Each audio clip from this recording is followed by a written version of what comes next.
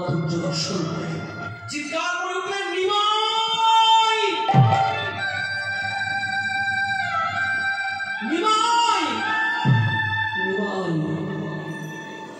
তুমি কি মানুষ না তুমি পাথর?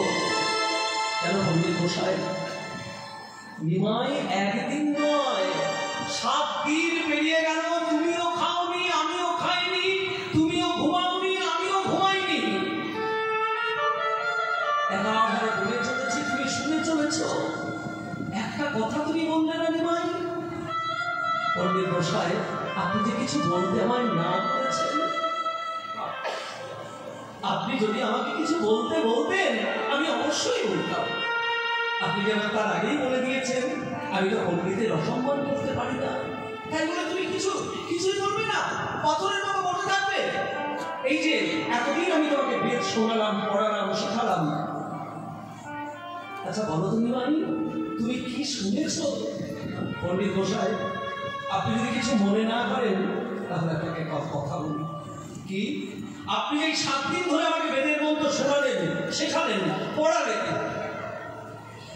একটা কথা মনে রাখবেন পণ্ডিত মশাই, আপনার সব ভালো, কিন্তু আপনার ব্যাখ্যাগুলো একটু ভালো করে দেখে নিন। আমি পণ্ডিত শ্রী সার্বভৌম ভট্টাচার্য, তুমি আমাকে বেদের ব্যাখ্যা শেখাচ্ছ? আমি কি ভুল বলেছি? আমি কি একবার আপনাকে বলেছি আপনি ভুল বলেছেন? আমি বলেছি আপনি ব্যাখ্যাগুলো একটু দেখে নেবেন। আবার গর্জন করে যখন উঠলেন সার্বভৌম ভট্টাচার্য, সিংহের মতো গর্জন করে উঠলেন মহাপ্রভু, সার্বভৌম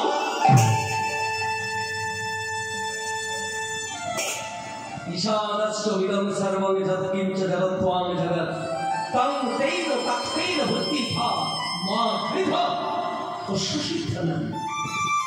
একটা কথা মনে রেখো সার্বভৌম, এই বিশ্ব ব্রহ্মাণ্ডটা তোমার নয়, এই বিশ্ব ব্রহ্মাণ্ডটা হচ্ছে ভগবানের। এই জগতে যা কিছু দেখছো সব ভগবানের, তুমিও ভগবানের, আমিও ভগবানের। তাই সেই ভগবানের সম্পদ নিয়ে কেউ যেন কোনোদিন অহংকার করো না। ভক্তমণ্ডলী মায়েরা, আমার বাড়ি, আমার গাড়ি, আমার সম্পত্তি, আমার ছেলে, আমার মেয়ে, আমার টাকা, আমার পয়সা, আমার ব্যবসা, এই আমার আমার আমার আমার এইটা অবশ্যই যেন নিজের থেকে দূর করুন। রামানন্দ রায় সংবাদে মহাপ্রভু রামানন্দ সঙ্গে যখন কথোপকথন হচ্ছে, চলুন একটু ভেতরে যাই, তাহলে বুঝতে পারবেন। এই মনোভাবটা যেন কারোর মধ্যে না আসে। তাই এখন কি হয়েছে? সব কিছু ভগবানের। হ্যাঁ, ভোগ করুন, অসুবিধা নেই, ভোগ করুন, কিন্তু কেমন করে ভোগ করবেন? ও মায়েরা শুনে নিন, কেমন করে ভোগ করবেন?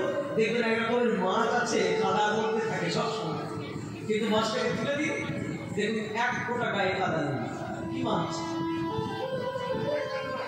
বাহ, পাকাল মাছ। হ্যাঁ, সবসময় কাদার মধ্যে থাকে কিন্তু গায়ে কাদা নেই। ওই রকম হতে হবে, বিষয়ের মধ্যে নিজেকে ডুবিয়ে রাখুন, কিন্তু বিষয়ের কোনো ধুলো ময়লা যেন আপনার এই পবিত্র দেহটাকে অপবিত্র করতে না পারে।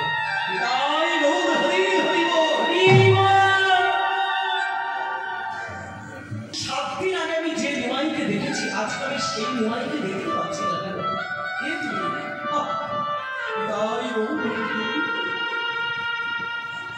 7 দিন আগে আমি যে নিমাইকে দেখেছি, আজকে আমি সেই নিমাইকে দেখতে পাচ্ছি না। কেন? কে তুমি? তুমি কি মানুষ? তুমি কি সাধারণ একটা সন্ন্যাসী, নাকি তুমি সেই সবচেয়ে আনন্দময়? কে তুমি? তুমি তোমার সেই রূপ আমাকে একটু দর্শন করাও নিমাই। কে তুমি? কে তুমি? তুমি মানুষ নও নিমাই, তুমি এত বলি মহাপ্রভু হইলাই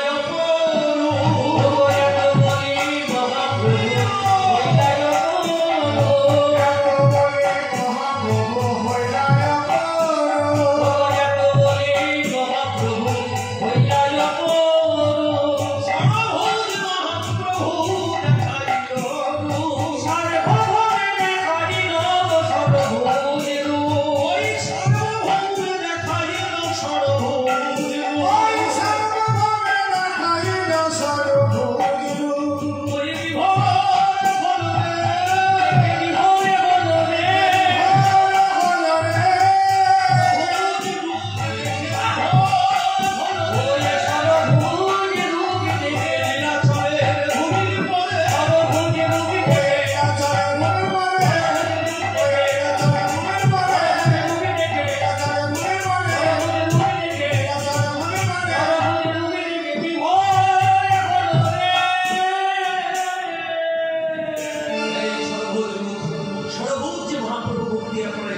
দর্শন করেন, এই সর্বভূত মূর্তি দর্শন করিয়েছিলেন সার্বভৌম ভট্টাচার্যকে। নিতাই গৌর হরি হরি বল। নিমাই, নিমাই, আমি জানতে পারলাম তুমি কে। নিমাই, তোমার কাছে আমার একটা নিবেদন, শোনো। তুমি আমার থেকে বয়সে ছোট, তোমাকে আমি ভগবানও বলতে পারবো না, তোমাকে আমি প্রভু বলেও সম্বোধন করতে পারবো না। তোমাকে সেই আদরের নাম ধরে, তোমার মায়ের দেওয়া সেই আদরের নাম ধরে আমি তোমায় ডাকবো নিমাই। আপনি তাই ডাকবেন পণ্ডিত মশাই, এত বড় বয়সে। শোনো নিমাই, আজ থেকে তুমি আমার গৃহে থাকবে, আমার গৃহে মধ্যাহ্ন করবে। পণ্ডিত মশাই, আমি তো সন্ন্যাসী, সন্ন্যাসের অনেক নিয়ম আছে মায়েরা, জানো তো? সন্ন্যাসী প্রতিদিন কারোর ঘরে যেতে পারবে না। আপনি একটা সন্ন্যাসীকে যতই ভালোবাসুন, সেই সন্ন্যাসী কিন্তু প্রতিদিন আপনার ঘরে যেতে পারবে না, ভিক্ষা করতে যেতে পারবে না। এমন সন্ন্যাসের নিয়ম। সন্ন্যাসীর কত কঠিন নিয়ম।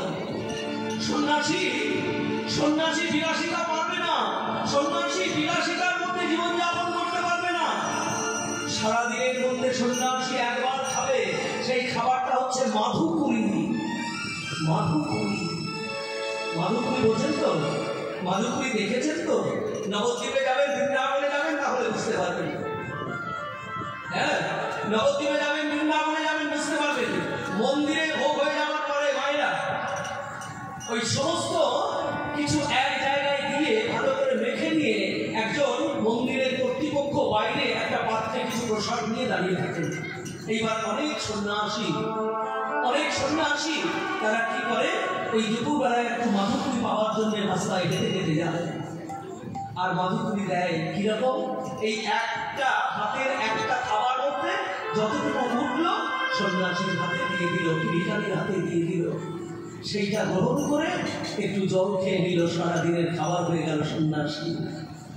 এত কঠিন সন্ন্যাসীর জীবন, যার জন্য মহাপ্রভু নিষেধ করলেন যে আমি সন্ন্যাসী হয়েছি বলে তোমরা যেন কেউ সন্ন্যাস নিও না, কারণ সন্ন্যাস তোমরা রক্ষা করতে পারবে না।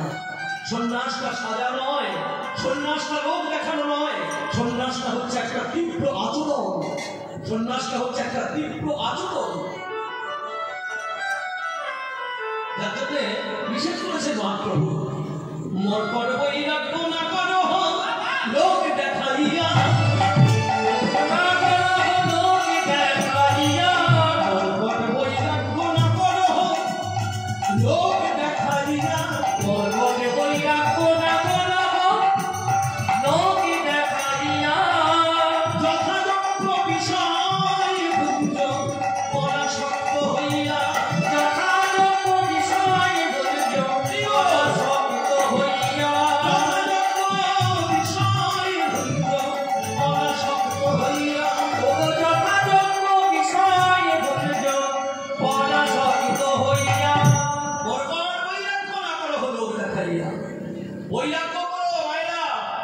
বৈরাগ্যটা যেন বাঁদরের বৈরাগ্য না হয়। নিতাই গৌর হরি হরি বল। এমন তীব্র বৈরাগ্য যে বৈরাগ্যের জোরে তুমি জামা কাপড় পরতে পারছো না, এদিকে লোকের টালির চালা খড়ের চালা নষ্ট করে লাউ কুমড়ো খেয়ে বেড়াচ্ছে। একেবারে বাঁদরের বৈরাগ্য। হ্যাঁ, এই মহাপ্রভু বিশেষ করেছেন, ওই জন্যই বলেছেন যে না, বৈরাগ্যের দরকার নেই, তোমরা সাধারণভাবে চলাফেরা করে আমার মহাপ্রভুকে ভালোবাসো, ভগবানকে ভালোবাসো, তাহলেই হবে। সাধারণভাবে জীবনযাপন করো মায়েরা, ভক্তমণ্ডলী, যথেচ্ছাচারিতায় নয়। সাধারণভাবে, সাধারণ হয়ে সুন্দরভাবে নিজের জীবনকে পরিচালিত করো, ভক্তকে ভালোবেসে, ভগবানকে ভালোবেসে। ভারত ভূমিতে হইল জন্ম যাহার, জন্ম সার্থক করি করো পর উপকার।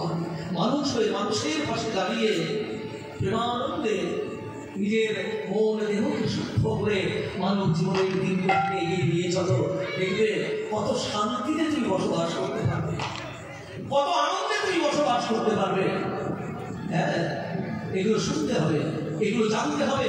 আর এইসব জানা, এইসব শোনা, এইগুলোর জন্যই কিন্তু কীর্তনে আসা। হ্যাঁ, এগুলো তোমার তো ঘরে বয়ে বলতে যাবে না। এই জন্যই কীর্তনের সভা, এই জন্যই টাকা পয়সা খরচা করে কীর্তনের আসর তৈরি করা হয়, যাতে আমরা প্রাণ করে সেই শিক্ষা গ্রহণ করে মানব জীবনের সামনে সেই শিক্ষাকে নিয়ে আমাদের দিন কোটিকে এগিয়ে নিয়ে যেতে পারি। নিতাই গৌর সীতানাথ প্রাণানন্দ কি হরি হরি বল।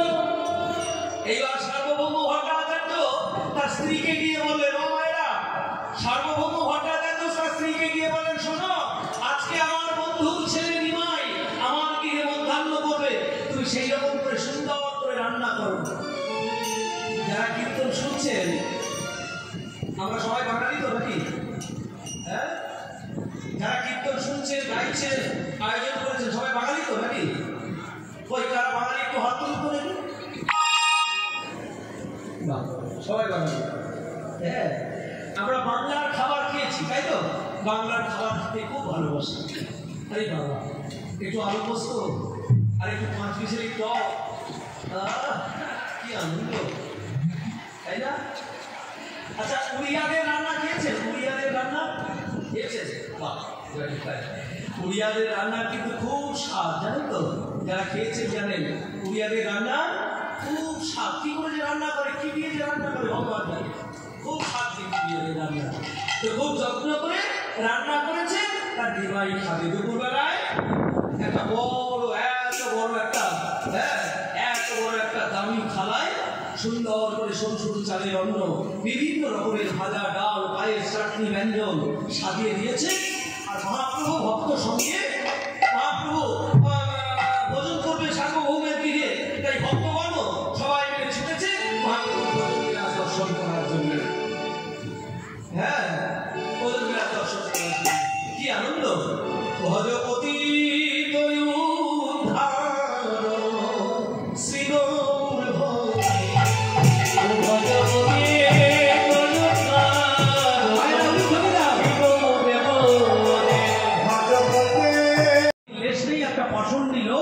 এসে দেখেছে আমার শ্বশুর বাড়িতে আমার শাশুড়ি তাকে যত্ন করে খেতে দিয়েছে।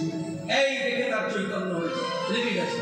আমার শাশুড়ি আমাকে এরকম করে কোনোদিন যত্ন করে খেতে দেয় না, তারপরে আবার সন্ন্যাসী এত যত্ন করে সন্ন্যাসীর খাওয়া। এই যে তুমি কোথাকার সন্ন্যাসী?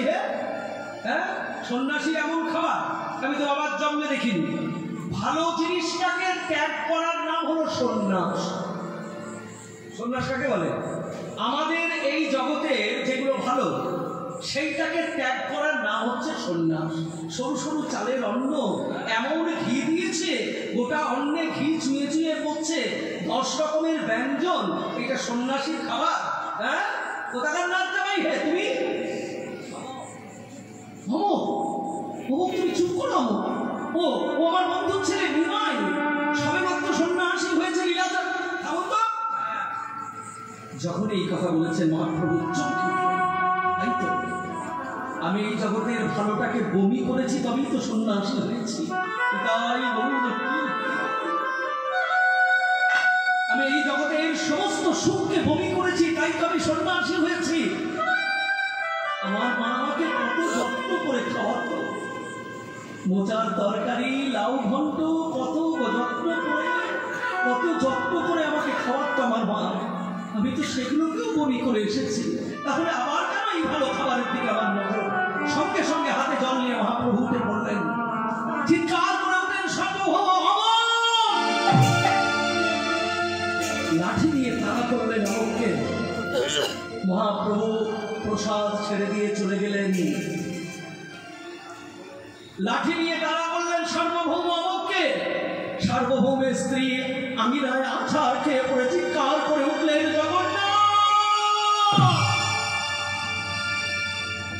এতদিন লীলাচলের মাটিতে আছি, আমি কোনোদিন কিছু তোমার কাছে চাইনি, আজকে তোমার কাছে চাইবো, তুমি আমাকে দাও। আজকে তুমি আমার কাছে, আজকে আমি তোমার কাছে চাইবো, তুমি আমাকে দাও। তুমি আমার মেয়ে সাথীকে বিধবা করো,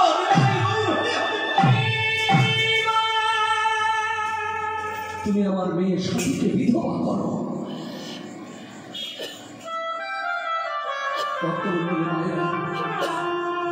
একদিন গেল, দুদিন গেল, 3 দিন গেল, মহাপ্রভুর কানে খবর এলো, ও প্রভু, যে লোকটা তোমাকে সেদিন খেতে দেয়নি, উঠিয়ে দিয়েছিল, ওই লোকটার সারা শরীরে গুটি বসন্ত হয়েছে, যন্ত্রণায় উঠতে পারছে না, পড়ে পড়ে কাতরাচ্ছে। সাথী, আমাকে একটু জল দাও। অপরাধ করা স্বভাব মোদের, কৃপা করা ঠাকুর আমার। অপরাধ করা স্বভাব মোদের, আমরা ঠাকুর আমার প্রতিনিয়ত প্রতি মুহূর্তে প্রতিদিন আমরা অপরাধ করেই চলেছি, কিন্তু ভগবান আমাদেরকে প্রতিনিয়ত রক্ষা করছেন। এর নাম হলো ভগবান, এর নাম হলো ভগবান। হ্যাঁ, মহাপ্রভু দেখলেন সন্তান অপরাধ করেছে, আমি তো তাকে ঘৃণা করতে পারি না, তাই আস্তে আস্তে সদল বলে মহাপ্রভু গিয়ে দাঁড়ালেন। অমোঘ কে? আমি শ্রীকৃষ্ণ চৈতন্য মহাপ্রভু। প্রভু হে, এবার আমায় তুমি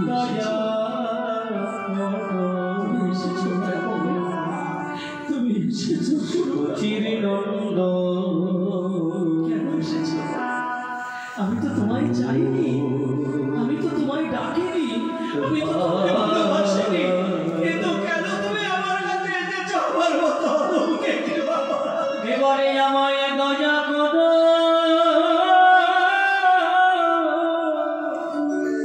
দয়া নিজ গুণে কৃপা করার জন্য তুমি আমার কাছে ছুটে সচির নন্দ গোরা, এত দয়া তো গোরা রে।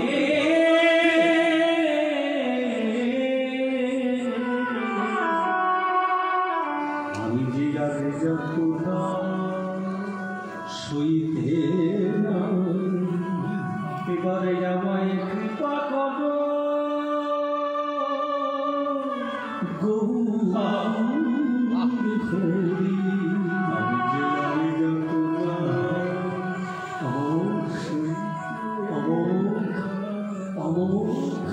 মহাপ্রভু ছুটে গিয়ে অমবের দুটো হাত টেনে তুলে ধরে জড়িয়ে ধরলেন। আলিঙ্গনে কুষ্ঠরোগ ভালো হয়ে কোনোদিন যেন কোনো অপরাধকে সামনে নিয়ে শোনাও, যদি ক্ষুদ্র অপরাধ মহা ভজন হইতে পড়ে যায় বাদ, বৈষ্ণব অপরাধ যদি ওঠে হাতি মাথা ওপরে বা ছিটতে যায়, শুকায় যায় পাতা। নিতাই গৌর হরি হরি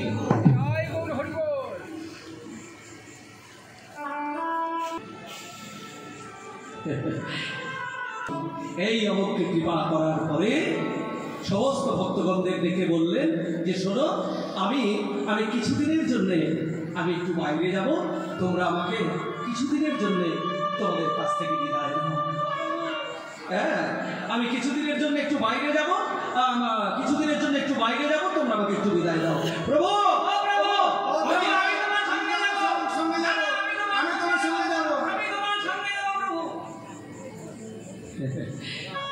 সবাই ধরেছে আমি তোমার সঙ্গে যাবো, ও বলে আমি তোমার সঙ্গে যাবো, বলে আমি তোমার সঙ্গে যাবো। সার্বভৌম এগিয়ে এসে বলতে শুনুন, যদি তোমার কোনো কিছু কোথাও যাওয়ার থাকে তুমি এক কাজ করো, যাও ওই নিত্যানন্দ প্রভু তোমার খবর নেওয়ার জন্য যে ছেলেটাকে পাঠিয়েছে কালা কৃষ্ণদাস, তুমি সেই কৃষ্ণদাসকে সঙ্গে নিয়ে যাও। এবার কৃষ্ণদাসকে সঙ্গে নিয়ে মহাপ্রভু চলেছেন কোথায়? ওই দক্ষিণ পশ্চিম ভারতের দিকে আমার রামানন্দ রায়ের সঙ্গে মিলিত হওয়ার জন্য। হরিহরায় নম, কৃষ্ণ যাদবায় নম।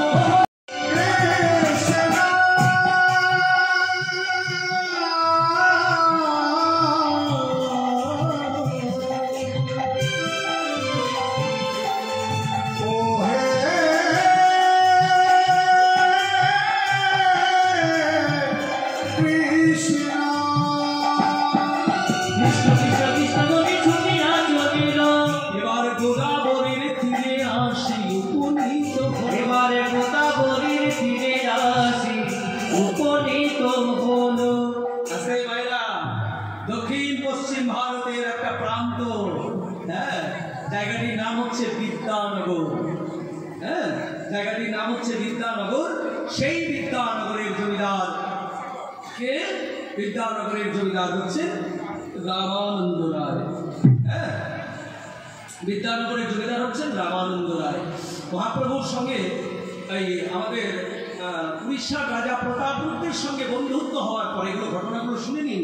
এগুলো চৈতন্য লীলার খুব গুরুত্বপূর্ণ ঘটনা।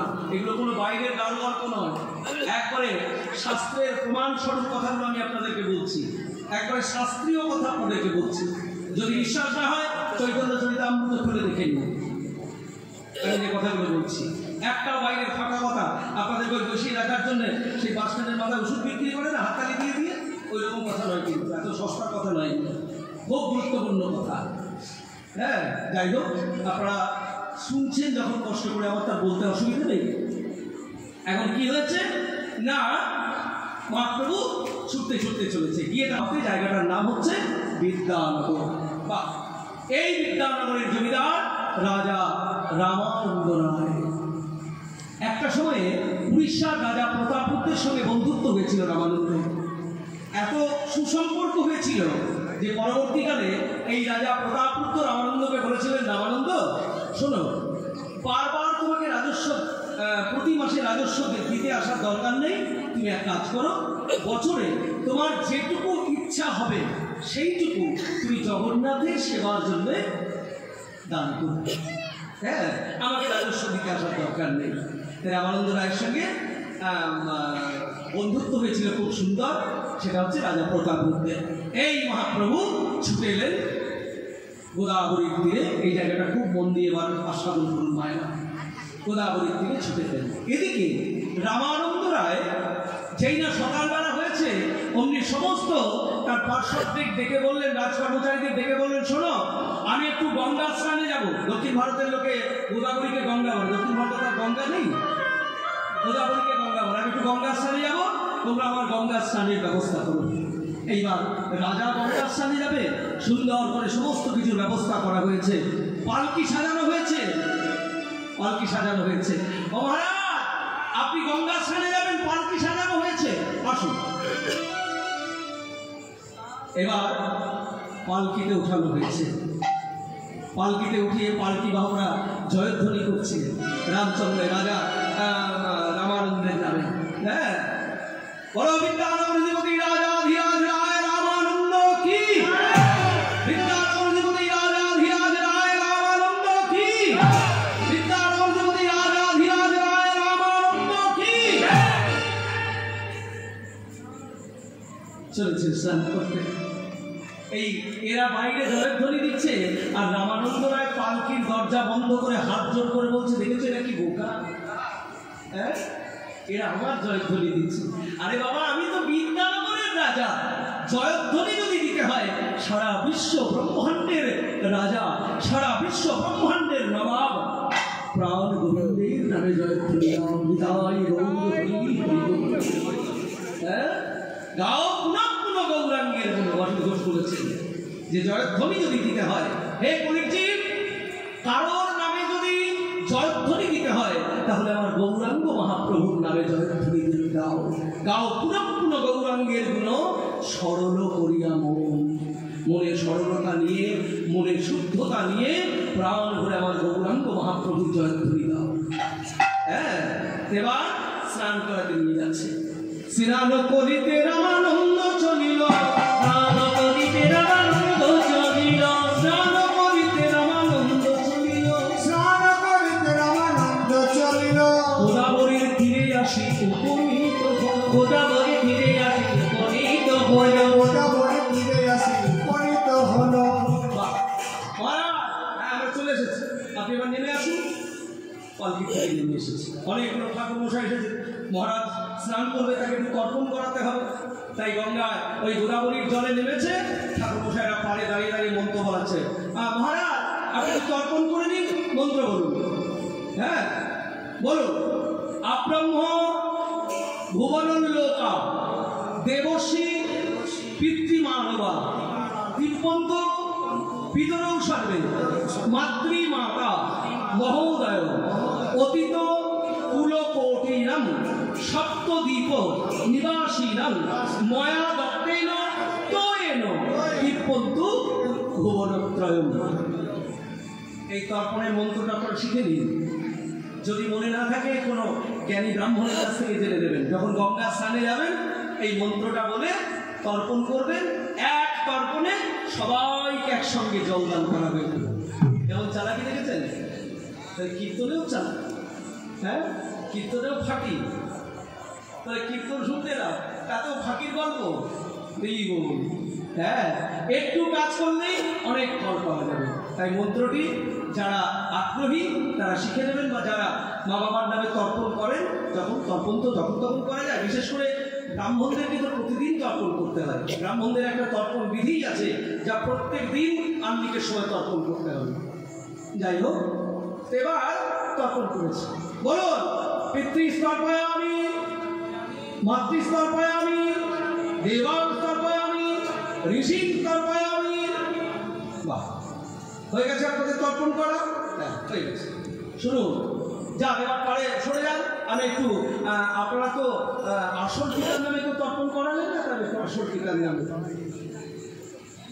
কি রে বাবা, আমরা তাহলে এতক্ষণ ধরে কার তর্পণ করালাম? আসল পিতার নামে করালাম না মানে? আমাদের 14 পুরুষের ঠাকুর মশাই আমরা মন্ত্র জানি না, আমরা তর্পণ করাতে জানি না। বলে আরে বাবা, আপনারা তো তর্পণ করিয়েছেন আমার বাবা, তার বাবা, তার বাবা, 14 পুরুষের নামে, জগৎ পিতার নামে। এক অঞ্জলি জল নিয়ে রামানন্দ রায় তর্পণ করছে, দেই তুলসী তীর এ দেহ মোর দেবী তুলসী তীর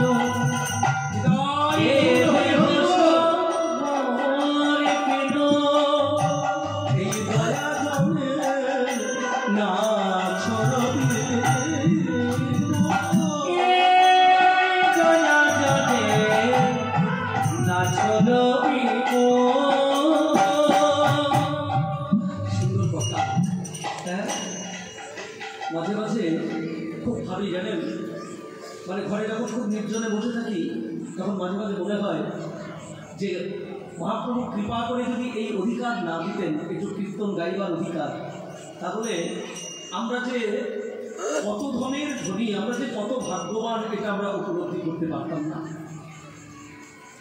আমরা উপলব্ধি করতে পারতাম না। কি সুন্দর সুন্দর কথা, এইগুলো যদি আমরা ভগবানের কাছে নিবেদন করতে পারি, কেন আমাদের ডাক ভগবানের কানে যাবে না? আমরা নিবেদন করতে পারি না সঠিক কথাটা, যার জন্য আমাদের ডাক ভগবানের কানে যায় না। দিনরাত শুধু দেখি দেখি দেখি দেখি, এই নিবেদনে তো ভগবানের কৃপা পাওয়া যাবে না মায়েরা। দেখি দেখি দেখি, দিনরাত শুধু দাও দাও দাও, এই বললে ভগবানের কৃপা পাওয়া যাবে? কৃপা পাওয়া যাবে না। তাই এবার স্নান করে যেই না পাড়ে উঠেছে, অমনি লক্ষ্য হয়েছে মহাপ্রভুর দিকে। মহাপ্রভু তাকিয়ে আছে, পাগলের মতো কতক্ষণে রামানন্দ রায় তার কাছে আসবে। ভগবানের কি আকুল আগ্রহ! মায়েরা দেখো, ভালো করে লক্ষ্য করো, লীলাটা সাধন করো। ভক্ত শুধু ভগবানের দিকে তাকিয়ে থাকে না, ভক্ত ভগবানের কৃপা পাওয়ার জন্য শুধু লালায়িত নয়, ভগবানও ভক্তের সঙ্গ করার জন্য কেমন লালায়িত। না খেয়ে না ধুয়ে গাছতলায় ভিখারির মতো দাঁড়িয়ে আছে, হাঁ করে রামানন্দের দিকে তাকিয়ে। কতক্ষণে রামানন্দ তার কাছে এসে দাঁড়াবে, কতক্ষণে রামানন্দকে কাছে পাবে। এই কথাগুলো শুনলেও আমাদের জীবন ধন্য হয়ে যায়। যেই না স্নান করে পাড়ে উঠেছে, অমনি অমনি আশ্চর্য চমকে উঠলেন রামানন্দ রায়। সূর্য সমসাময়িক প্রিয় অরুণ বস, অরুণ বস, দেবতার কমল লোচন,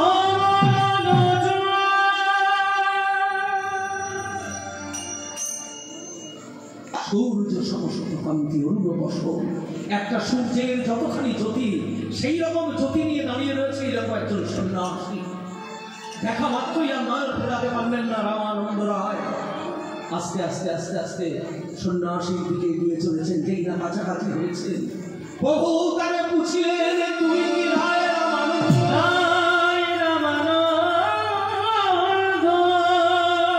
প্রভু বললেন, তুমি কি রায় রামানন্দ? রামানন্দ হাত জোর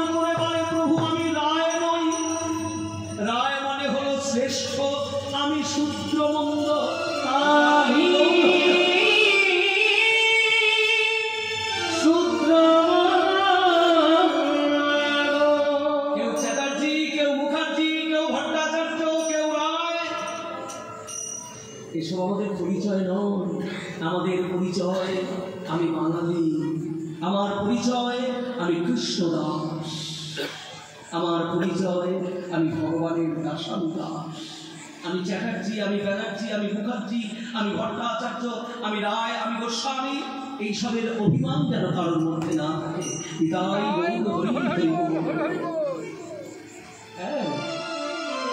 প্রভু তারা বুঝছিলেন তুমি কি রায় রামানন্দ? রামানন্দ বলে না না প্রভু, আমি রায় নই। রায় মানে তো শ্রেষ্ঠ, আমি শূদ্রমন্দ। আনন্দ, তুমি এত দৈনতা আমার সামনে করো না। আমাকে তোমার কথা সার্বভৌম বলেছে, সার্বভৌম আমাকে বলেছে নিমাই, আমি তো তোমাকে শুধু কথারূপী কাটার খোঁচা দিতে দিতে তোমার সারা শরীরটা ক্ষতবিক্ষত করে দিলাম।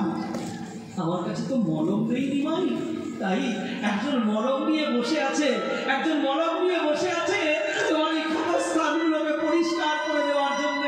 যাও তুমি তার কাছে গিয়ে মলম লাগিয়ে তোমার ওই ক্ষতস্থানগুলোকে।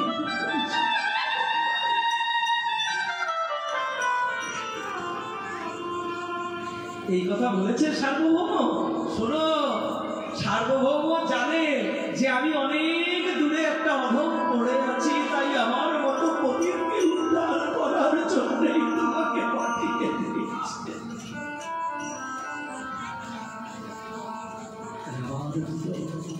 জড়িয়ে ধরলেন মহাপ্রভু, যেটা জড়িয়ে ধরেছেন উনি রাজকর্মচারীর সবাই দেখে অবাক। কি সন্ন্যাসী তো রাজাকে কোনোদিন স্পর্শ করবে না, তাহলে নিশ্চয়ই সন্ন্যাসীর কোনো ধান্দা আছে যার জন্য রাজাকে স্পর্শ করছে। মহাপ্রভু তো অন্তর্যামী, কথাটা বুঝতে পেরে কানে কানে বললেন রামানন্দ, সবার সামনে কথা হবে না, তোমার সঙ্গে যে আমার আলোচনা সেটা সবার সামনে হবে। তুমি রাতের অন্ধকারে আমার কাছে এসো, নির্জনে এসো। বড় বড় কষ্ট করে তোমার কাছে অনেকটা দূরে আমি এসেছি, তোমার সঙ্গে রামানন্দ রায় অপেক্ষা করলেন ভগবান শ্রী গৌরাঙ্গ মহাপ্রভু। গভীর রাত যখন সবাই ঘুমে আচ্ছন্ন, সমস্ত রাত পোশাক খুলে দিয়ে লজ্জা নিবারণের জন্য ন্যূনতম একটা পোশাক, ভিখারির একটা পোশাক পরে গলায় কাপড় দিয়ে মহাপ্রভুর সামনে এসে দাঁড়ালেন। প্রভু প্রভু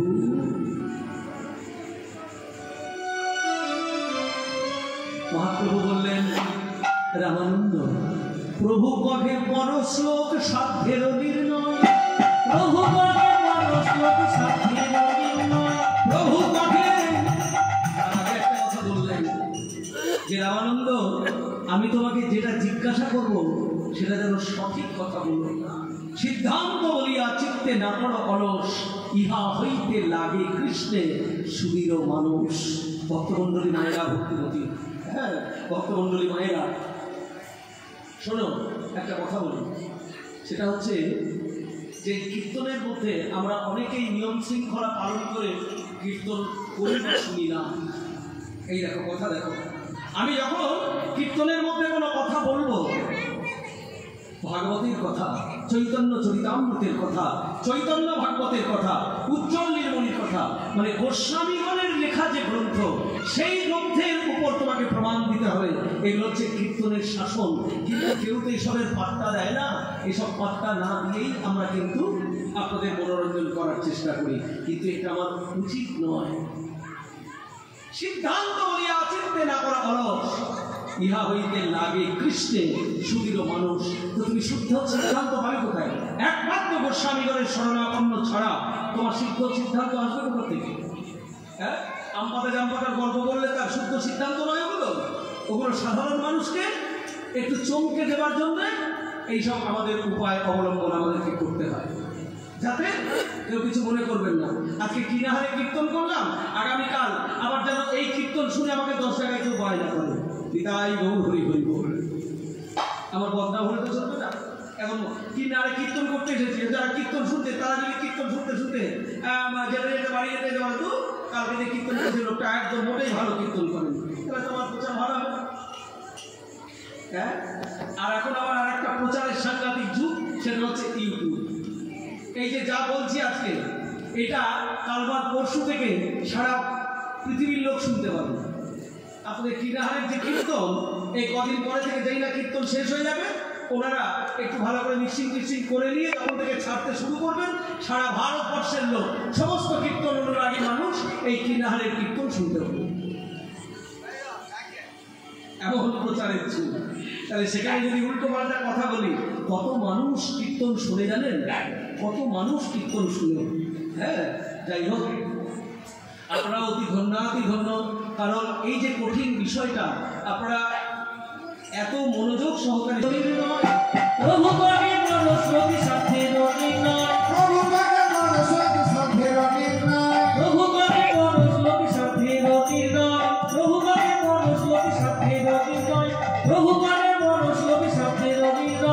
রামানন্দ রায় কহে স্বধর্ম আচরণে বিষ্ণু ভক্তি হয়। রামানন্দ রায় কহে স্বধর্ম আচরণে বিষ্ণু ভক্তি হয়।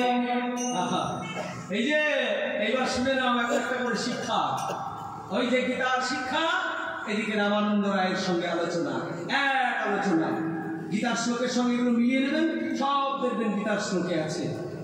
হ্যাঁ, প্রভু কহে পরশ্লোক সাধ্যেরও নির্ণয়, রামানন্দ রায় কহে স্বধর্ম আচরণে বিষ্ণু ভক্তি হয়।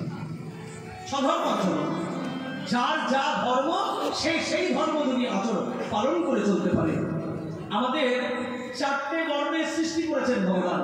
চতুর্বর্ণ মায়া সৃষ্টং গুণকর্ম বিভাগস, গীতা বলেছেন। চতুর্বর্ণ মায়া সৃষ্টং গুণকর্ম বিভাগস, চারটি বর্ণের সৃষ্টি করেছেন ভগবান। এই চারটি বর্ণের যেমন সৃষ্টি করেছেন ভগবান, চারটে বর্ণের কাজও দিয়েছেন কিন্তু চার রকমের। ব্রাহ্মণ কি করবে? ব্রাহ্মণ কি করবে? মদের বোতল হাতে নিয়ে ঘুরে বেড়াবে। এইরকম অনেক দুর্ভাগা ব্রাহ্মণকে দেখেছি যারা মদের বোতল হাতে করে নিয়ে ঘুরে বেড়াবে। এটা দুর্ভাগ্য, তার জীবনের দুর্ভাগ্য, তার জন্মের দুর্ভাগ্য। এইরকম যারা করে তাদের জন্মের দুর্ভাগ্য। ব্রাহ্মণ কি করবে? ব্রাহ্মণের কাজ হলো, শুনে নাও মায়েরা, ব্রাহ্মণের কাজ হলো পূজা অর্চনা করা, জগতের মানুষের মঙ্গল কামনা করা। আস্তে